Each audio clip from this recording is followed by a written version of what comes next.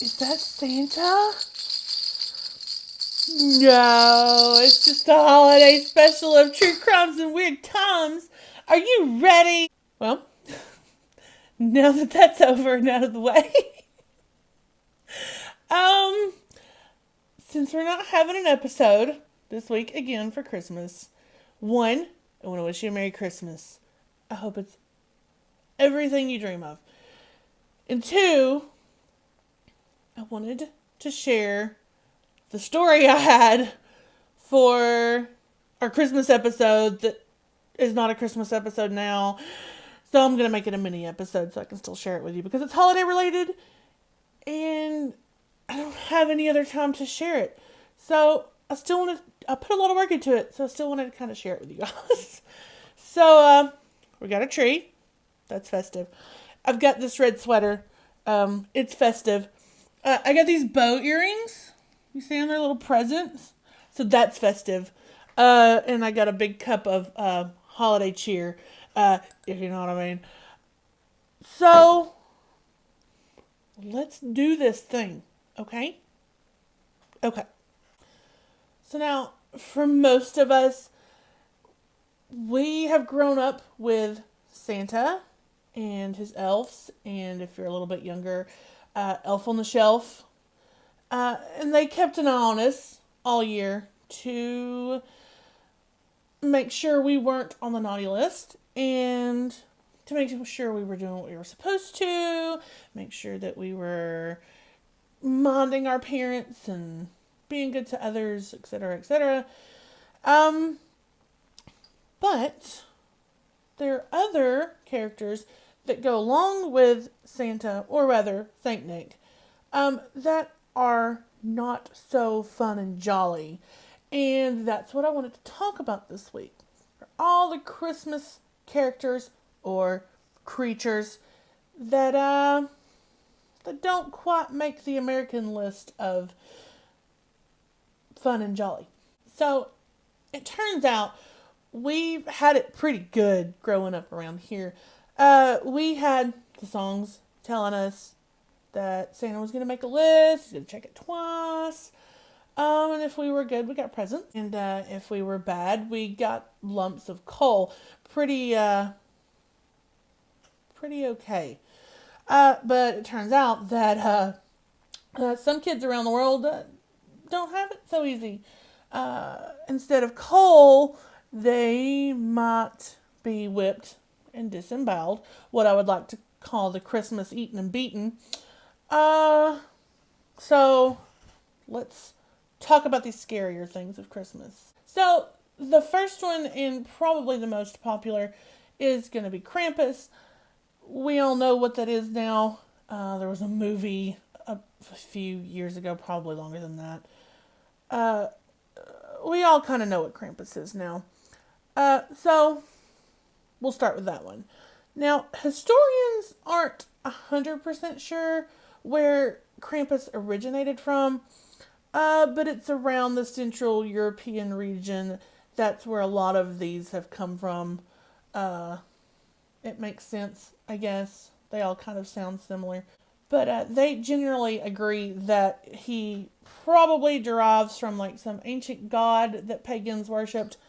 And in true medieval form, the Christians came in, they turned it into some kind of incubus or devil or demon or whatever.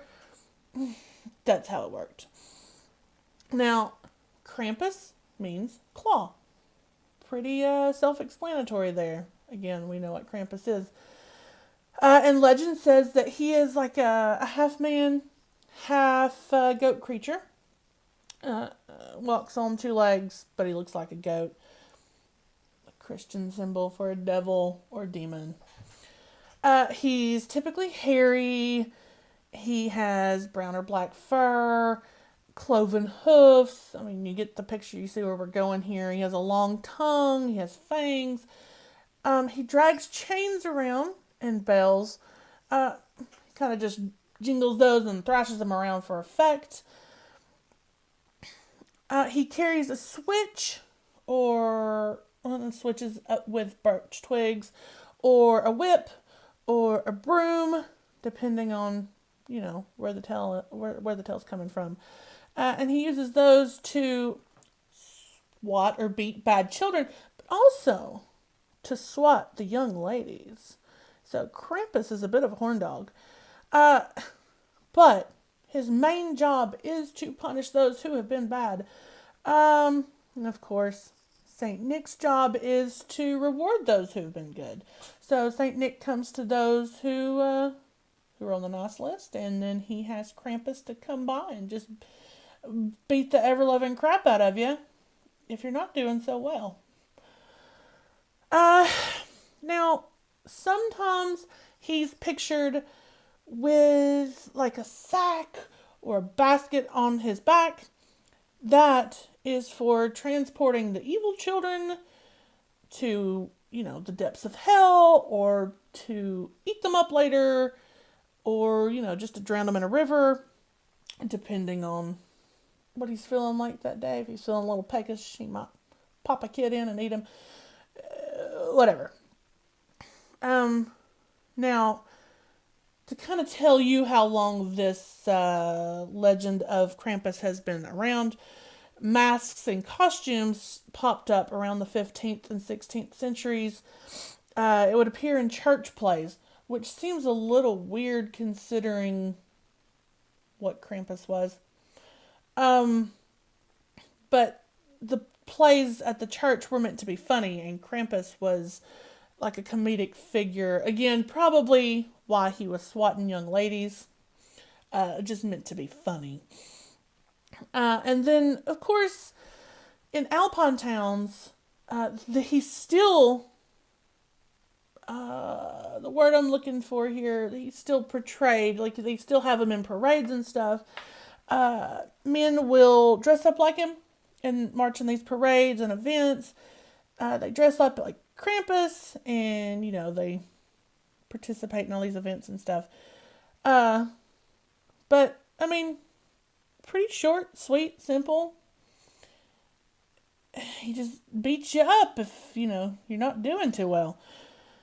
And that's Krampus. Now, the next one we're going to talk about is another one we've probably heard of.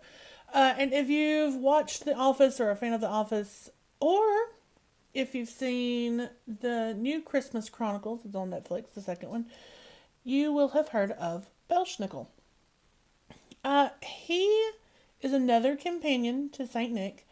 He is from the Rhineland region of Germany, and I'm sorry if I pronounced that wrong. I'm hoping it's pretty straightforward. And he was first heard about in about the 18th century, so the 1700s. It's still a popular tradition in Germany and among the Pennsylvania Dutch areas of New York and Maryland. He's seen in dirty and ragged clothes, and it's made up of pelts and skin, much like a trapper, I would assume. And he sometimes wears a mask with a tongue, kind of like Krampus. Now, he has a switch for beating bad children, and again, if you've seen the Office episode, you've seen Dwight dressed up as Belshnikel, and he will give gifts to those who are on the nice list, and he will hit the impish people the people who have been impish with a switch. I believe it was a switch. So that's what he does. He does have sweets and gifts in his pockets. Most traditionally, cakes, candies, nuts, fruits, and those are for the kids that have been good all year. Now, he shows up about 2 weeks before Christmas, and that's when he starts to kind of take note of who's been naughty and nice, and then he reports back to St. Nick. Or Santa, but St. Nick. And that's Belshnikel. Again, pretty straightforward. Now, this next one is probably less known than Krampus and Belshnikel. She's from Eastern European origins, and her name is Frau Parkta, and you'll have to forgive me again. Um, Also has the name Parkta. So, I mean, he has a couple names. Now, she is often seen as the female counterpart to Krampus. Um, she is seen, she appears in different ways. Sometimes she's young and beautiful. She wears a dress in snowy white. I kind of picture um, Beauty and the Beast, which I know it's not the same thing, but like that's what I picture, like a young, beautiful lady. Or as the other part of Beauty and the Beast, an old hag.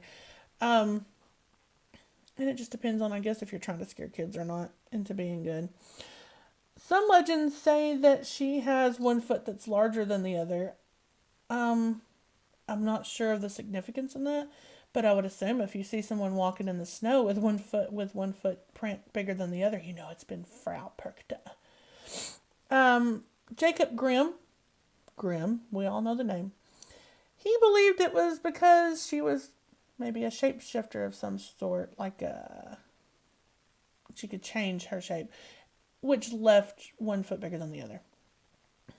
Now, if you were a good kid, Frau Parkta would slip into your home at night, of course, when you're asleep, the night of the Feast of the Epiphany, which is the night of January 6th, I believe. And if you were good, she would slip a coin into your shoe. And you would wake up the next morning, you'd see the coin, like, yay, I'm a good kid. Now, if you were bad all year, she was going to show you no mercy. She has been known to slice open stomachs. You're going to be disemboweled.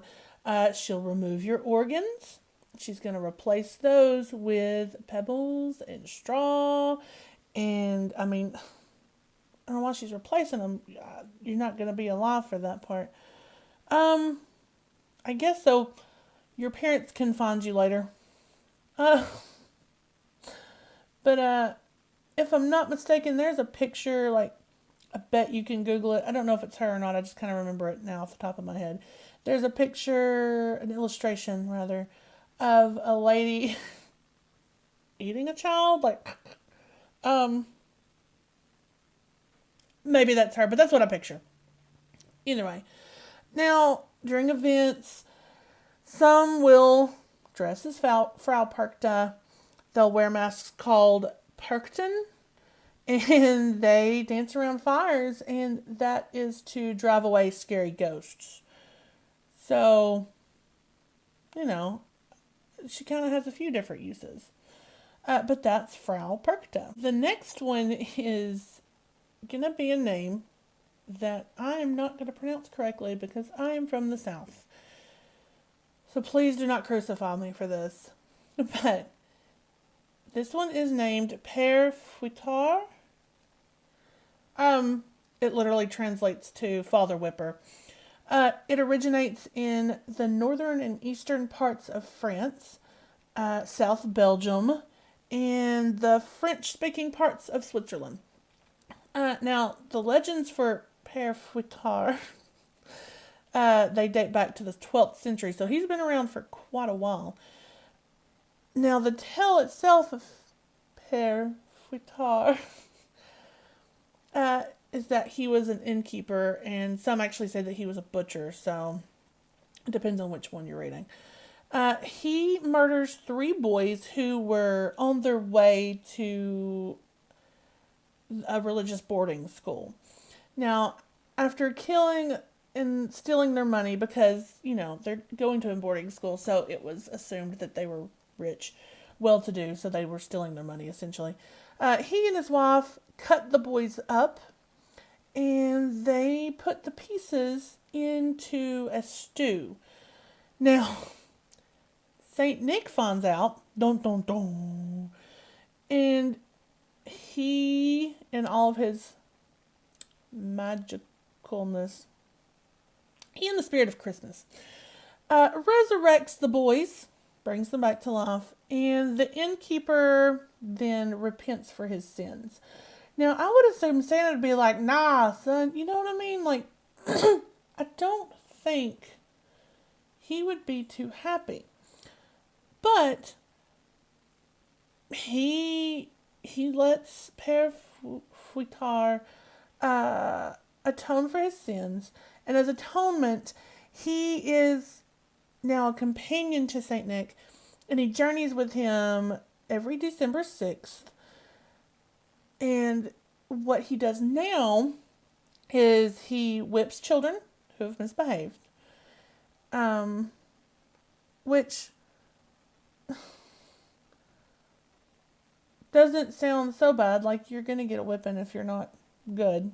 Now, this next one, I am going to butcher the name yet again because this is German. I am very, very Southern, if you could not tell. But this one is named Nextruprecht. I'm so sorry. Again, it's German. It's from Germanic folklore, and it goes as far back as the Middle Ages. At least the 17th century. It could go back farther. And yet another companion of Saint Nick. Legend says that he began life as a farmhand. They say that he was a wild foundling who was found by Saint Nick and raised by Saint Nick. Now, he wears a long brown or black robe. He carries a stick and a bag of ashes.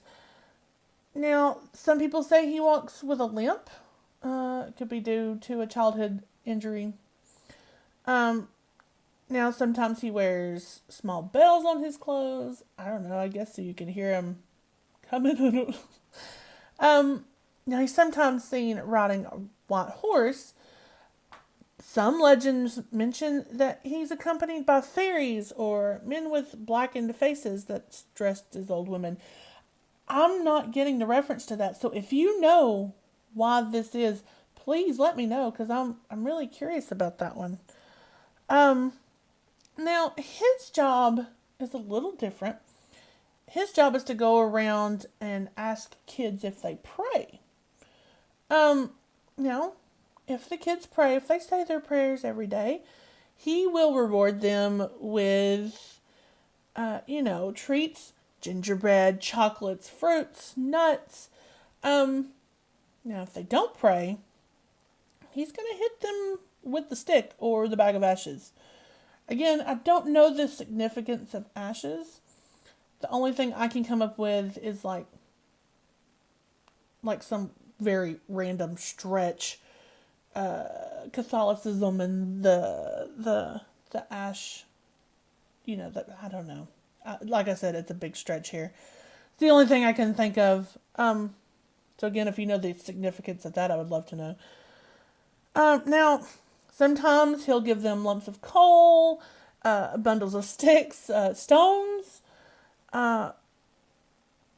or he just puts a switch in their shoes for their parents to actually hit them with instead. Maybe he just doesn't have the time to beat them, so he just leaves it for the parents to do. Now, Austrian children actually grow up hearing that the worst offenders are stuffed in his sack and they are thrown in an icy river and drowned for their bad deeds. It's a little bit much, but it's par for the course here with the rest of these. So, and that's Nextruprecht. That's so wrong. I'm so sorry. Now, if you think my German was pretty bad, you should wait for my Welsh. This next one is Lloyd. But this was less of a creature and more like a fun tradition that involves a creature. This originated in Wales in the 1800s, or at least that's when it was first recorded. It could possibly be older than that, which I could understand considering what it looks like. The Lloyd consists of a horse's skull that's mounted on a stick. It's decorated with ribbons. A lot of times you see a sheet or a hood covering the skull. It's just kind of carried around door to door. This is often associated with the act of wassailing, which is like our version of caroling, like going door to door. Now, between Christmas and New Year's, the Mary Lloyd is carried by a group of men who will knock on doors and sing and, quote, make merry, Now, when the inhabitants of the home answer, they are invited to engage in a battle of wits. This is basically like a rap battle. It's called punko, and I'm sorry, I know that's wrong. It's got to be wrong. But it's like exchanging rhyming insults back and forth. The men, or the Mary Lloyd, request entry into the home. The inhabitants would refuse entry. They offer excuses why they can't come in. Oh, it's really late. Sorry, guys. Whatever. And then the two sides go back and forth, and they do this through a song. And at the end of the punko, the Mary Lloyd and her carriers, the guys, are actually invited into the home for drinks and snacks, and they kind of party for a little bit. Now, and they do this because, like, the Mary Lloyd is meant to bring good luck for the coming year. Like, it's good luck to have the Mary Lloyd there, which I think is kind of really fun. I like that. Now, this next one kind of reminds me of, like, Scrooge. Maybe that's right. I don't know. It is from the Alsace region of France. Originates around the 15th century, so it's been around for a while. His name is Hanschop.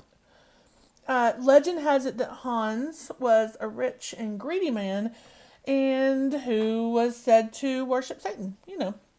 Now, when the Catholic Church found out about it, and everything he was into, they excommunicated him, and the neighbors and townspeople basically ostracized him. Didn't want anything to do with him. They took everything from him. He was left penniless, no reputation to speak of. So, naturally, he fled into the forest. He lived in the mountains. He became a mountain man. He was very angry, had a lot of rage, I'm sure. And then, because of this, he eventually fell into a madness, and he attacked a young boy who was kind of wandering near his shack. Now, I don't know what it is about chopping kids up, but this is what he did. He chopped the boy up. He roasted him in the fire. Now, he was planning to eat the boy, but before he could eat the boy, a bolt of lightning struck him and killed him instantly. Now, this isn't necessarily a creature that kind of comes at Christmas time, but it serves as a warning to keep children out of trouble. You better be good, or Hans Trop will eat you, Now, some believe that Hans Trop was more than likely based on a man named Hans von Trotha, who was a German knight from the 15th century. He fought against the abbot and was eventually excommunicated from the church, but he died of natural causes. He wasn't necessarily penniless in the mountains, It's very possible, but I don't think that's necessarily proven. It's just kind of a theory. But there is a poem about Hans Trop that kind of gives you an idea of what kids were taught about him. Now, I'm going to tell you the poem, but it's going to be translated into English because clearly my pronunciation skills are not the greatest, and you're going to understand more of it in English, I'm assuming. Look! Here comes Hans Trop! He has a nice pointed hat and a beard white like a roan. And he comes from the beautiful starry sky and brings children a rod who do not do singing and praying. Look, Hans Trop, we are so small and good and obedient at home. Shouldn't come with your stick because we can sing and pray too. So,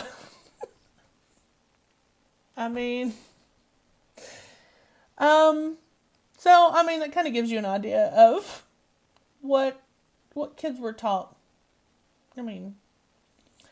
It kind of sounds like Hans Trop's going to come and beat you if you don't do what you're told, which again, par for the course here. Okay, this one actually predates Saint Nick. It was first recorded in 1549 by an Italian poet, Agnolo Firenzuola. My Italian's not great either, guys. I'm on a roll here. She is La Befana. She was portrayed as an ugly old woman who flew on a broom. And she would fly at night sometime between January 5th and 6th, which is the day before or the day of the Feast of the Epiphany. A lot like Santa, she will fly to the rooftops of every home, and she entered through the chimney.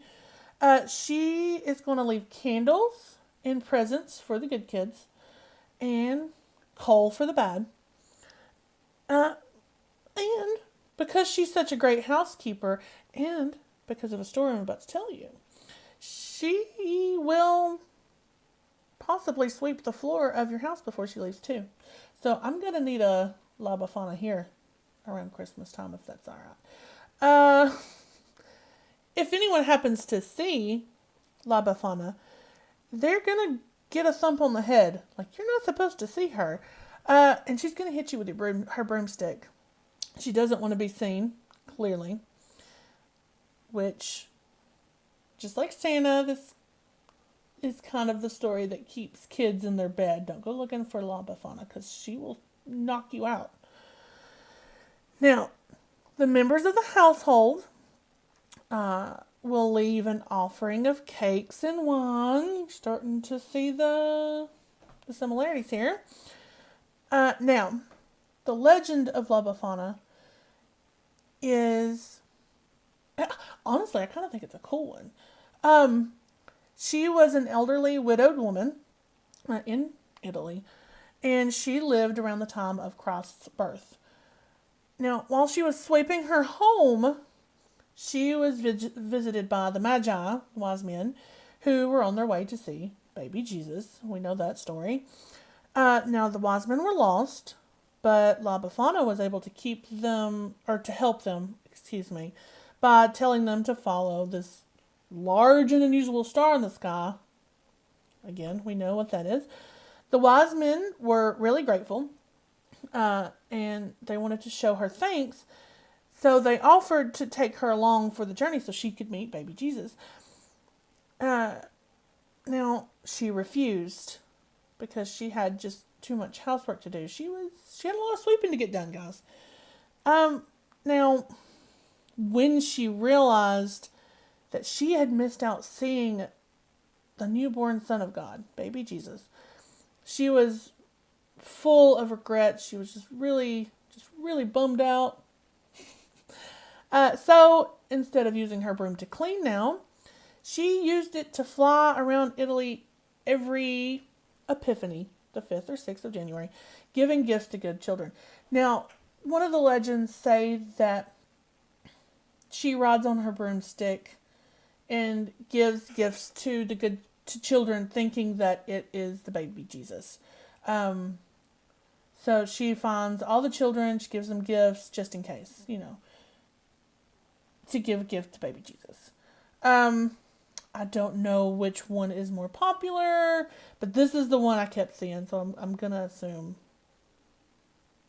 she's just giving gifts to the good kids. Now, this one is pretty much my favorite. It's from Iceland. It's Icelandic. And now, this one didn't really become associated with Christmas until the 17th century, but it has been around way longer than that. And this is going to be Grila. Now, again, it's Icelandic. I'm probably pronounced it wrong too. But Grila is a giant ogress, and she comes down from her mountain every year to hunt down misbehaving children and, just eat them. She just eats them. Now, she has a cat who accompanies her as well, and also her 13 sons. They also mention a husband. I didn't do a lot of research on that because there was just so much on Grila and her sons. but we'll talk about the Yule cat as well, but her sons are known as the Yule lads. Now this is why it's my favorite. I'm going to give you the translated names of the Yule lads, Grila's sons, and, what they do. Now, we have Sheep Coat Clod. Now, he tries to suckle ewes in farmers' sheep sheds. Like, this guy suckles on mama sheep. That's what he does. The next one is Gullygawk. He steals the foam of cow's milk from buckets. That's what he does. The next one is Stubby. True to his name, he's short, and he steals foods from frying pans. Next is Spoon Licker. Bet you can't guess what he does. Yeah, he licks spoons. Now we also have Pot Scraper. He's also known as Pot Licker. He's gonna steal unwashed pots and he's gonna lick them clean. We have Bowl Licker. Want to know what he does? He steals bowls of food from underneath beds. Now, back in old days, apparently Icelanders used to sometimes store their food under their food bowls, under their beds, for midnight snacks. I don't know. But Bowl Licker will actually steal the food from those bowls. Door Slammer. Now he's going to stomp around and slam doors. He's going to keep everybody awake. That sounds a lot like a horrible apartment neighbor.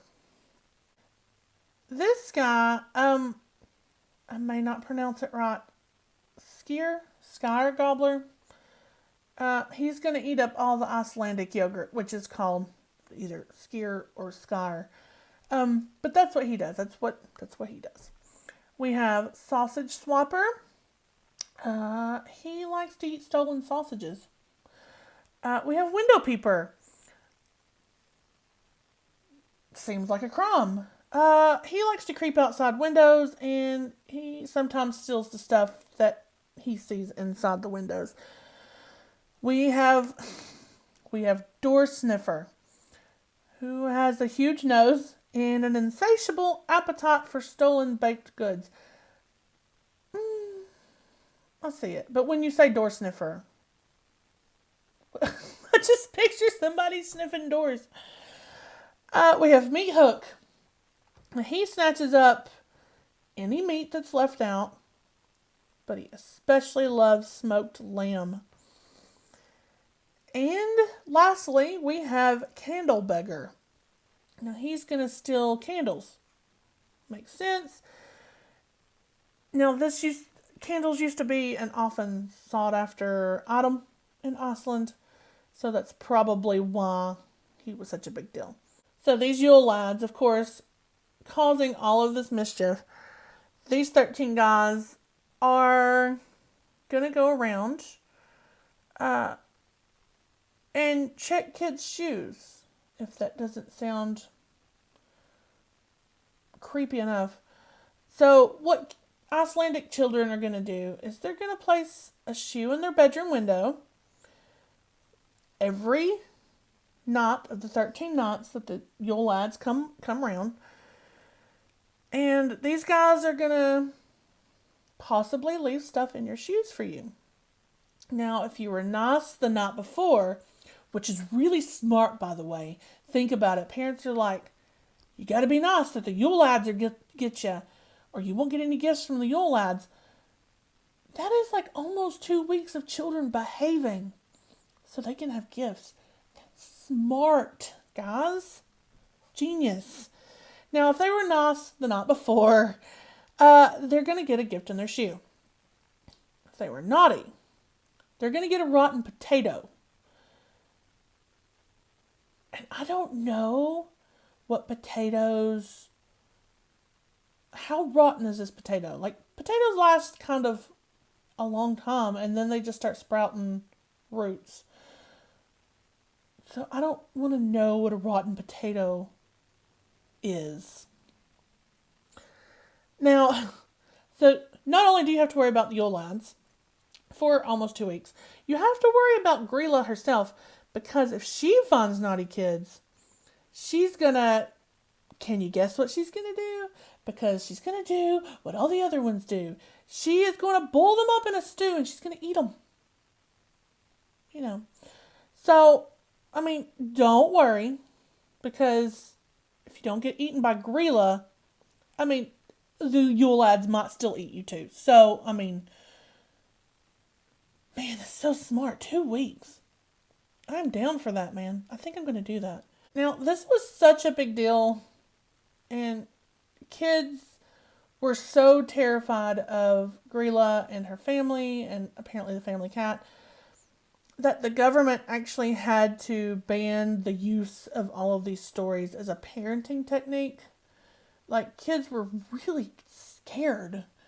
So they had to ban all of this, but they actually rebranded Grila and her family. Now Grila is known for spreading Christmas cheer, and I mean, instead of being bad, you don't get eaten, her sons are just gonna put a potato in your shoe. So, no big deal. But I'm kind of down with that. 2 weeks of good kids. Now, I feel like I saved the best for last. Like, Grila's my favorite, and I've kind of got this one, but it's actually the Yule cat, so it kind of goes along with Grila. Its name is, here we go, it's not going to be right, Yolo. I'm so sorry. This one is actually the cat. This is the Yule cat. This is Grila's cat. So of course it originates in Iceland. It's most likely from the Dark Ages, but the earliest accounts have been from like the 19th century. It is a cat who towers above houses. It's a super tall, super big cat. And it peers into windows to see what kids have gotten as gifts. Now, here's the thing. If you finish all your chores, if you do what you're told, you get new clothes for Christmas. New socks, new sweaters. This is a reward for all your hard work. This is what Yolo is looking for. He wants to see, I don't know.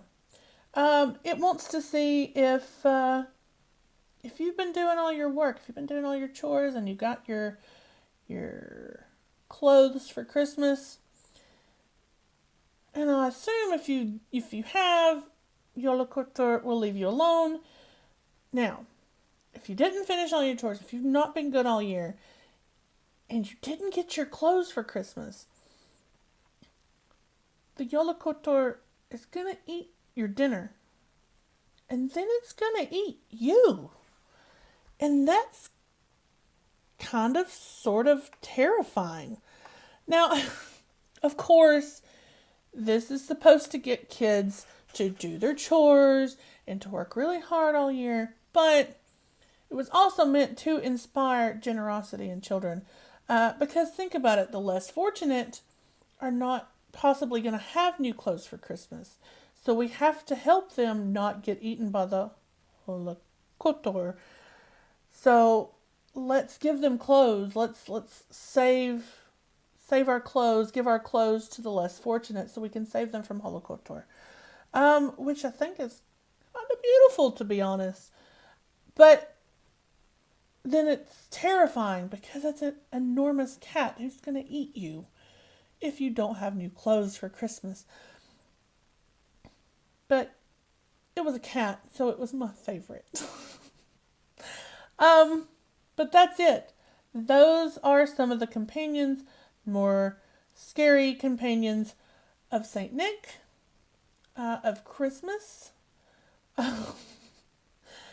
And it gives you more reason to be good all year and to work really hard and to be generous and not get eaten and cut up and boiled in a stew and disemboweled and hit with a switch and put in a sack and dropped in an icy river or eaten or boiled in a stew. You get the idea. But that's that. And I thought I would share that with you because we're in the Christmas spirit here. But you know, all that jazz. I hope you all have a very Merry Christmas.